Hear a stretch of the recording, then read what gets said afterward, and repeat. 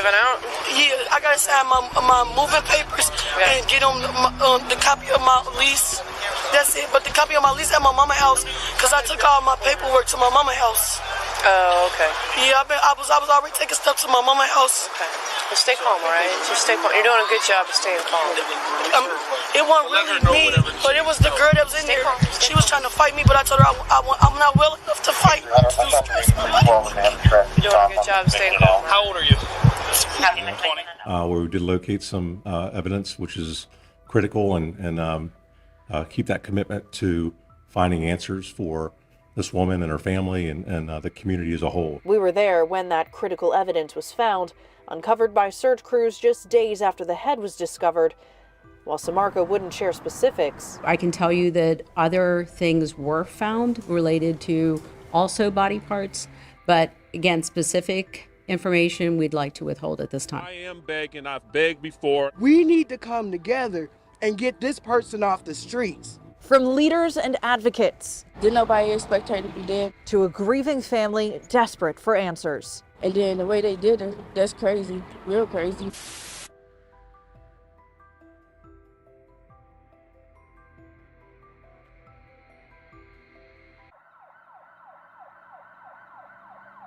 "27-year-old Michaela Lucky was a beautiful, vibrant, and loving mother.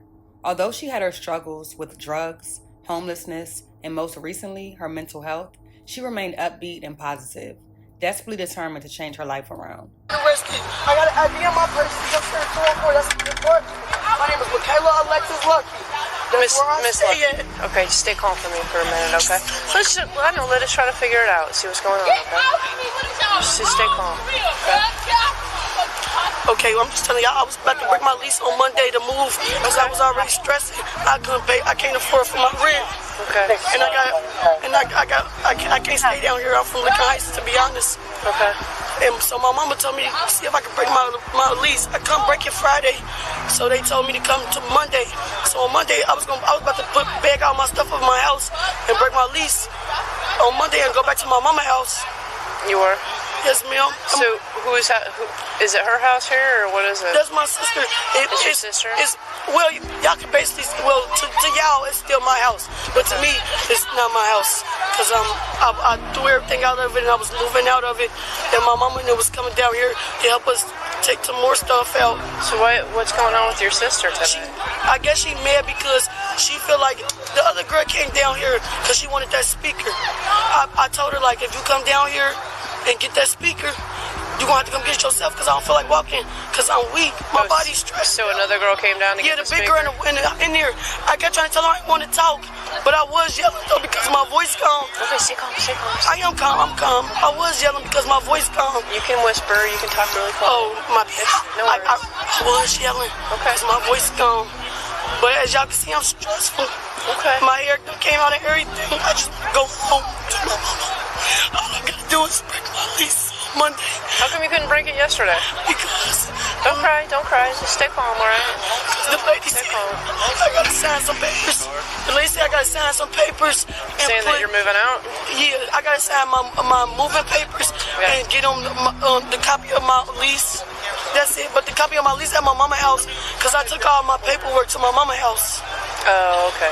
Yeah, I was already taking stuff to my mama's house. Okay. Well, stay calm, all right? Just stay calm. You're doing a good job of staying calm.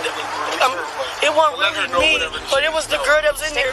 She was trying to fight me, but I told her I'm not well enough to fight. I'm too stressed. You're doing a good job of staying calm. How old are you? 20. Michaela had an estranged relationship with her family, despite their many attempts to reach out to her. They hoped that eventually things would go back to how they used to be, and Michaela would start coming back around. On November 1st, 2023, Michaela was seen boarding a metro bus from Lincoln Heights en route to downtown. Sadly, Michaela would never be seen or heard from again. Just 5 days later, on November 6th, Cincinnati police will be called to a wooded area in the North Fairmont area after receiving a frantic 911 call. What initially appeared to a resident as a mere Halloween prop would shock investigators in the community to the core. But that wasn't the end of it. Just a couple months later, in January 2024, a second discovery would stop investigators dead in their tracks. The head does belong to the body that was discovered on November 6th. The Hamilton County coroner confirming suspicions Thursday, bringing the case of a dismembered body another step forward. But we still don't know who this lady is. So efforts continue to figure that out, and Dr. Lakshmi Samarko says some details have changed. With the discovery of a head earlier this month, also came teeth, and now a forensic odontologist is weighing in. We're increasing the age group that we're looking for to from late 20s, early 30s to maybe early 50s, although I still feel like she's probably on the younger end of that age range. Though other details remain the same. The torso found in North Fairmount last November is that of a black woman, just over 5 feet, no scars, tattoos, or birthmarks, and she was pregnant within the last few years. Her body was in pretty good condition. She seemed like somebody who had been taking care of herself. I couldn't speak to homelessness or anything else, but as far as the physical condition of the body, we felt that she was in very good condition. The woman's head was found several blocks north of where her body was left. The dismembered body will ultimately be identified as that of missing 25-year-old Michaela Lucky. The Hamilton County Coroner's Office revealed that Michaela, who lived in Cincinnati and frequented the West End, was recognized after a coincidental turn of events. After seeing a police Facebook post in February of 2024, a family member of Michaela's became suspicious and reached out to investigators, informing them of their missing loved one. The Ohio Bureau of Criminal Investigation had Michaela's DNA on file, though it was not yet logged into the forensics CODIS software. This intricate DNA process ultimately revealed a definitive match, leaving Michaela's family and friends with many unanswered questions. This community is now pleading to someone, anyone. Somebody out there has some information. Even if just a little, it could help lead them to a killer. 33 years as a Cincinnati police officer, and I have never seen anything of this magnitude happen to a citizen. It's been 5 months since investigators found her. 25-year-old Michaela Lucky, a young mother left in pieces in North Fairmount, nameless up until a few weeks ago. I haven't seen her in this area, and I live down in this area and work in this area, so I hadn't seen her in a few days, so I believed in my soul it was her. Siobhan Childs helped identify her cousin. She stood with another of Michaela's closest Thursday as those close to the case passed out flyers. And she grew up in the church, so she didn't start this coming out in the streets until she started having a mental illness. And that's when it all started, her coming out, just leaving the house and not coming home for days or weeks. For Verdi Lucky, losing touch with her niece was hard, but now knowing Michaela will never come back. It shouldn't have happened to her, and it shouldn't happen to anybody. The days ahead will be even harder. We just been praying and asking God to give us some closure. Family and friends gathered for a vigil on Baltimore Avenue, the exact location where Michaela's remains were first discovered. Michaela's family says she is more than just a victim. She was someone who was loved and who will be deeply missed. They are now fighting for justice, saying they want whoever is responsible behind bars. A heartbroken family desperate for justice for their loved one. She will deeply be missed today as we say goodbye to the physical form.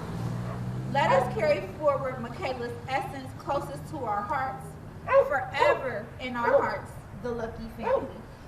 This was not only my big sister that this person took. This was my second mom. I told Michaela everything. I'm completely devastated by this news. I don't think I can ever recover for a very long time. Right now, Cincinnati police are trying to find Michaela Lucky's killer, urging the public to come forward with any information. That monster that did that, you're gonna get caught. You heard me? Justice. You gonna get caught, you monster. God allowed the justice to come forth, allowed the person to be caught, allowed the police, God lead and guide them as they journey through this process to find this monstrous individual. Lucky is described by her family as a radiant soul who always brought joy to others. They say she often went by Kayla, KK, or Bubbles. I just want everybody to know that she is very loving. Michaela is very loving. And she is looking down on us and everybody love right now. Raised in his power, the weak become strong. The family held a memorial for Lucky in the area where her remains were found. They shared a lot of kind words about her and reflected on fond memories. We love you, Family and friends released butterflies, something they say Lucky loved, and balloons in her honor. They say pink, purple, and teal were her favorite colors. She was a symphony of laughter, a refuge to others in times of a storm, and a beacon of unwavering love. The haunting and mysterious nature of this crime certainly demands answers, as officials strive to hold someone accountable for what has been described as a heinous act. Although the exact cause of death remains a mystery, Michaela's family continues to hold on to hope that someday her killer will be found and the truth of what really happened to her revealed. The case remains ongoing.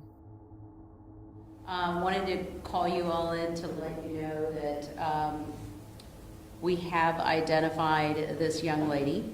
We have a photo of her. Did we put her full name up there?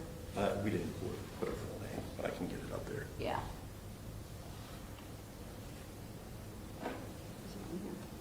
It's not. It's not all there. Michaela.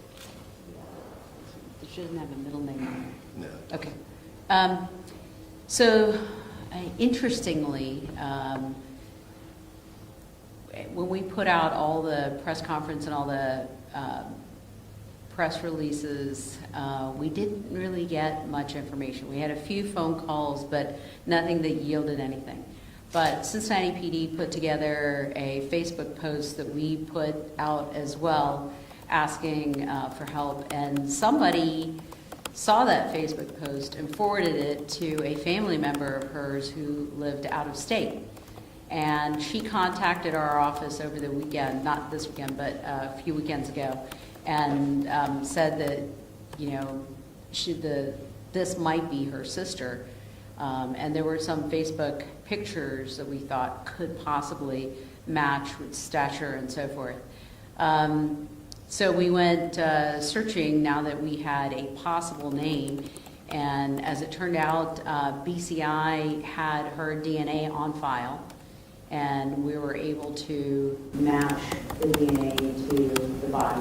And her name is Michaela Lucky, and that's a photograph of her from BCI, from the Attorney General's office. And we are here today looking for any information anybody might have about her whereabouts the last few weeks of October, the first week of November, anybody that she might have been with, any locations where anybody might have seen her. This is still an ongoing investigation. This is still a homicide. We are trying to get some more information, and we would like to hold somebody responsible for this heinous crime. So we're here asking for the public to help us with any information they might have about this young lady and her whereabouts in the first week of November, last few weeks of October, she was discovered on November 5th. So anybody that has any information about who she might have been spending time with, or who she might have been seen with, where she might have been seen, so forth. Do we have a spelling on her name by chance? Last name is Lucky. I think her first name is M-A-K. I'm sorry? K-E-Y. And the first name, M-A-K-A-I-L-A, yeah. M-A-K-A-I-L-A, last name Luckey. When you say that person responded to the Facebook post, whenabouts was that? In February. Is there going to be any more search for additional body parts? Any more searches? As far as I know, we've done a pretty exhaustive search of the area, so we haven't yielded anything. And Cincinnati Police has been out a number of times. Our Urban Search and Rescue have been out. FBI has been out. So we widened the search and still didn't discover anything else. So at this point, we got a DNA confirmation, and we know who she is, so now we're just trying to find who might have done this to her. What did you learn from her sister? Like, is Michaela from the area? Is she local? What did she say? She is local. She is from this area, and she's been somewhat estranged from her family. So I know there were questions before about how can somebody go missing and the family not know, or the family not report it. It's because she had been estranged from her family. Can you talk, and maybe Captain Saunders, this is a question for you, just now that she's been identified, kind of how that's going to help with the investigation? Sure. Thanks, Doctor. Steve Saunders, Captain of Cincinnati Police Department, Criminal Investigations Section. So to your question, this identity will help us determine relationships. We're just asking for the public's help and your help as media professionals to share with the community, to say, if you knew Michaela, if you knew where she was frequenting, we know she was basically seen in the West End quite a bit of Cincinnati. That might be helpful. I know her name, she went by Kayla, or Bubbles was a nickname. Anybody that is familiar with her, has seen her, when now seeing this picture and having the identity, that's just helpful. And if people are concerned about coming forward with information, we always encourage people to go through Crime Stoppers, 513-352-3040. It's completely anonymous. That's going to help people come to us with tips. If they want to call our homicide unit directly, they can call 513-352-3542. Ask to speak to Detective Green, Todd Green, or Detective Delisha Grisby. They're the leads on the case. They've done incredible work, just like the coroner's office and the FBI, and so many people have done the work to determine who she is, BCI as well, and confirm her identity. So, yeah, I mean, that's right now. This is a plea and a call to action to ask the public if someone knows her, has relationships with her, knows where she was in those last few weeks of October and the beginning of November. We need you to come forward with that information. We want to find out who she was associated with, where she was last seen, who she was last seen with, and all this information is helpful for us in our investigation, but it is still an active investigation. We're pursuing that information. So, now, maybe this has already been answered, but where was she found and what remains were found? Oh yeah, she was found in South Fairmount off of Baltimore Avenue. What was found initially was the torso of Michaela's body, which was no heads, no arms, no legs. About a month later, her head was discovered. The skull was discovered in the same neighborhood, but I'd say a few, total distance, a few blocks away to quantify that. And that's how we were able to, again, the DNA is what led us to identifying her, but we were able to determine, at least locate the head associated with the torso. I know the questions about her age. What was her exact age? Fill that up. I believe she was 27. So initially when we said that we thought she was late 20s, early 30s, and probably had had a child, and all of that is true. She did. Light-skinned, African-American female, all of that is true. So what we do know is that she did frequent the West End. There were different people that she'd been seen with in the West End in the past. A family member had seen her, I don't remember if it was earlier that day or the day before, getting onto a Metro bus from, I think it was the Lincoln Heights area, and then she hadn't been seen afterwards. So if anybody has any information about her or her whereabouts, where she had been in the few weeks before she'd been found, or anybody she'd been seen with, that would be very helpful for us. Do we know why she was already in the Attorney General's system? Had she ever been reported missing in the past? Any criminal record? She does not. However, there was a crime that she was involved with, and it's a different crime, and I'm not at liberty to talk about the circumstances, but that's why her DNA was on file. Now, I think at a previous press conference it had been mentioned that a cause of death was determined. Is that information that you're able to share at this time, now that she's been identified, or? Well, she'd been dismembered. As far as trauma, I don't think we've discussed it, and at this point, because it's still an ongoing investigation, I think we're going to have to hold off on that.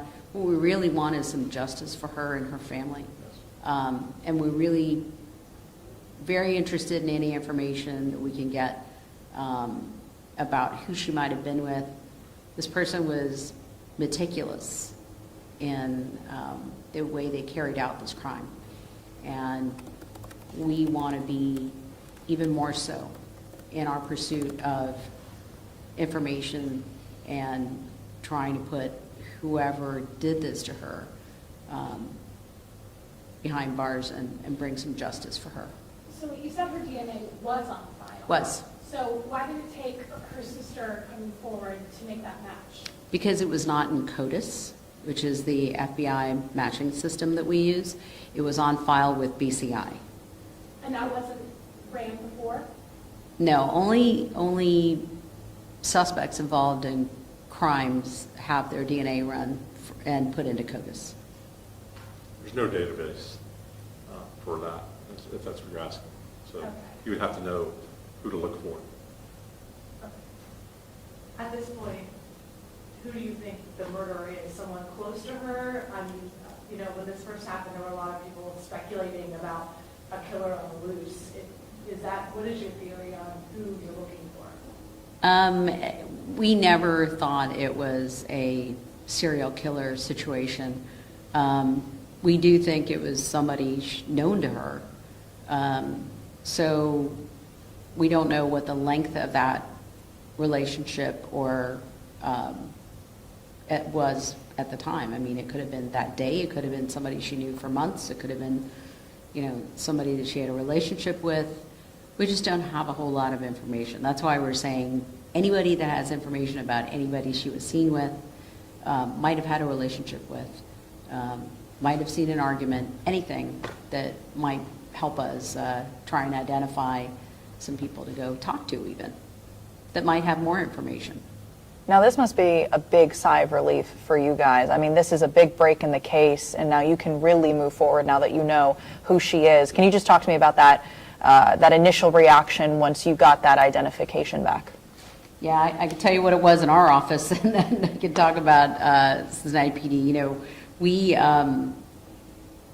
there are very few cases in our database that we have not identified.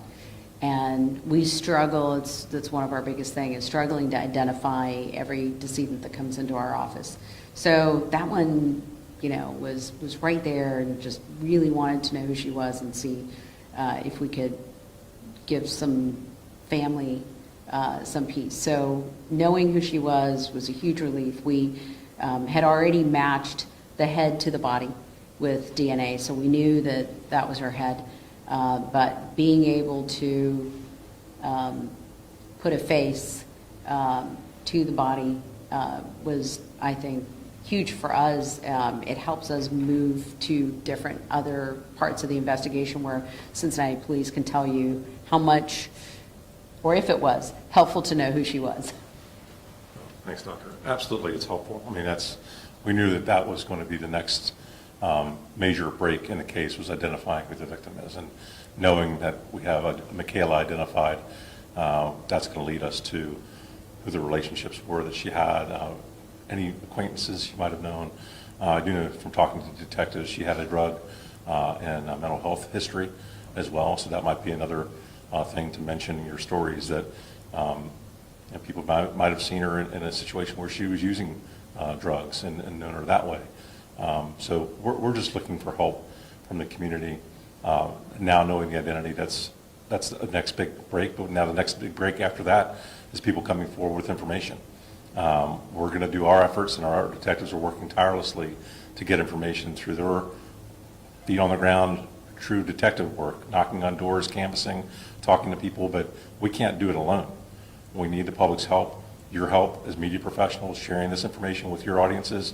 That's what we need. So we're asking for your help, and we want to get answers. Just as Dr. Samarco said, we want to bring justice for Michaela and get answers for her and her family, and she deserves that. Do you have an exact date of the positive ID match? I don't personally. I don't off the top of my head, but you did ask a question about why BCI had her profile, but it wasn't in CODIS. Usually victim profiles are not put into CODIS, but suspect profiles are. Why was that you weren't able to run this is like the suspect profiles to compare the DNA you had from her body? We don't have a suspect profile. So, but she was in the BCI system, you're saying, right? The BCI database, which is separate from CODIS. Okay. So we did run her DNA through CODIS, did not match anybody. And we were not aware that BCI had her DNA profile in their database separately until a family member came forward. And of course, you wouldn't know to run it through their system because you didn't know who she was. Right. So then we asked BCI, using her name, Michaela Lucky, and BCI said, we have her DNA in our database. So we were able to match it.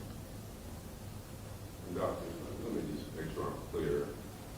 What caused the relative to contact you? How did that? It was a Facebook post. Okay, I did hear you. Somebody saw Cincinnati Police's Facebook post, and I don't know on whose page, but we forwarded it, and we had friends and family try and forward it out there, and somebody saw that, thought it might be her, and reached out to her family who are out of state, and they looked at it, and she had been missing for that long, and like Captain Saunders said, she did have a history of brain health issues and had been estranged from her family. So they didn't have a whole lot of information about where she might have been because she would come and go. And so nobody really had good track of her. So, but they came forward and said, you know, could this be, you know, we suspect that this could be our family member, and we took it from there. They gave us a name, and reached out to BCI, and that's where we found out that there actually was, her DNA profile was in their database. And one more thing to clarify, I'm sorry. You did mention a local family member back in November, the last time she had been seen, did see her get on a Metro bus. Correct. Okay. That is correct. And was that the day that she's believed to have been killed was when? I think it was the day before. The day before. Yeah. So the person that did this, that may see this on the news tonight, is there anything you want to say to this person? Well, obviously this person hasn't come forward. We are doing what we can, and we will continue to try and bring justice for Michaela. So I don't know who you are, but just so you know, this is what we do, and we are hoping to bring some peace to the family.